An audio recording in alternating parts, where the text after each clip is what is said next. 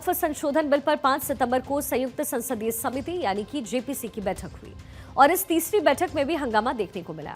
इस दौरान पक्ष और विपक्ष के सांसदों के बीच काफी तीखी बहस हुई।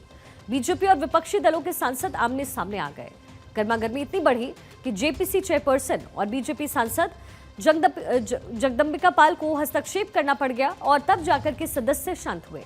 विपक्षी सांसदों ने बिल लाए जाने के औचित्य पर सवाल उठाते हुए पूछा कि आखिर इसकी जरूरत ही क्या थी। वहीं इस मीटिंग में शहरी विकास, सड़क परिवहन के सेक्रेटरी और रेलवे बोर्ड के चेयरपर्सन समेत सरकार के तमाम बड़े ऑफिसर्स ने संयुक्त संसदीय समिति के सामने वक्फ संशोधन बिल को लेकर प्रेजेंटेशन दिया है। विपक्ष ने ऑफिसर्स को सिर्फ सरकार की भाषा में बोलने और तटस्थ रहने की नसीहत दी। दूसरी तरफ मीटिंग में सत्ता पक्ष ने साफ किया कि वो ये सुनिश्चित करना चाहते हैं कि वक्फ की संपत्ति का इस्तेमाल सिर्फ धार्मिक और लोक कल्याणकारी उद्देश्यों के लिए हो, न कि व्यक्तिगत हितों के लिए हो। इस दौरान अधिकारियों ने यह भी बताया कि दिल्ली में 200 सरकारी संपत्तियों पर वक्फ ने दावा ठोक रखा है। बैठक में विपक्षी सांसदों ने वक्फ संशोधन बिल पर सरकार को घेरा।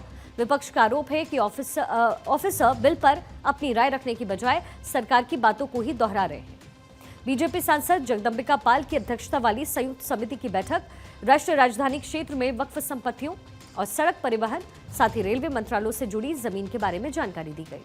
शहरी विकास और सड़क परिवहन सचिव अनुराग जैन, रेलवे बोर्ड के अध्यक्ष सतीश गौतम, रेलवे बोर्ड के सदस्य अनिल कुमार खंडेलवाल और संबंधित मंत्रालयों के अधिकारियों ने जेपीसी को बिल के बारे में जानकारी दी। विपक्षी सांसदों ने आरोप लगाया है कि मंत्रालय विधेयक पर स्वतंत्र दृष्टिकोण नहीं रख रहे हैं और सिर्फ सरकार की बातों को मान रहे हैं।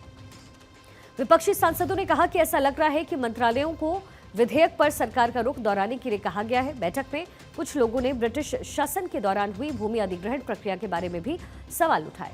विपक्ष के एक सांसद ने कहा कि ब्रिटिश राज के दौरान हुई भूमि अधिग्रहण प्रक्रिया में कई खामियां थीं।